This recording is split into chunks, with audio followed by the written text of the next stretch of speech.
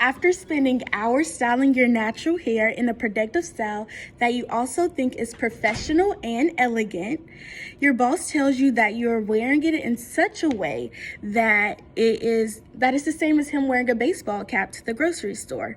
One could only imagine, right? Well, for Miss Brittany Noble Jones, this was reality. Some of us here have spent hours or have ran into a time where our natural hair is seen as too kinky or coily to be worn without a straightener. Has anybody here spent hours straightening their hair because they didn't want to wear their curls? Yes.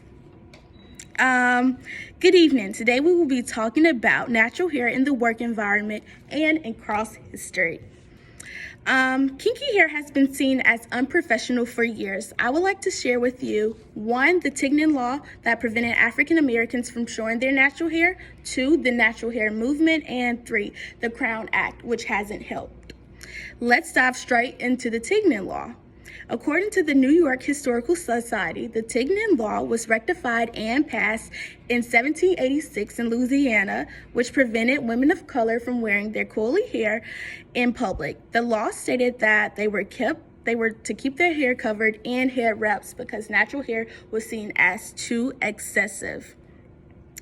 Number 2, the natural hair movement sparked in the 2000s, again, to help people with natural hair embrace it more. So as I stated before in my speech, Miss Brittany Jones, who was working as a news anchor, was fired for wearing her natural hair to work in a braided crown around her head. She stated that she was only trying to teach her community and newborn baby how to love their hair. My point number 3. Even though the Tignon Law happened 300 years ago, there's still discrimination against kinky hair today. The Crown Act was passed through the House of Congress. However, all 50 states have not adopted it. The Crown Act stands for creating a respectful and open world for natural hair. The act states that it should be unlawful for an employee to discriminate against an individual based on the individual's hair texture or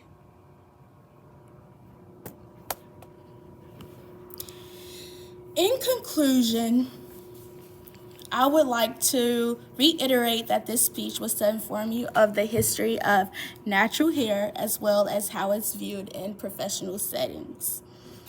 I have informed you on the Tignon Law, the natural hair movement, and the Crown Act. Once again, I researched the acceptance of natural kinky hair throughout our history. And as Marcus Garvey said, let's remove the kinks from our brains and not from our hair. Thank you for listening to this speech.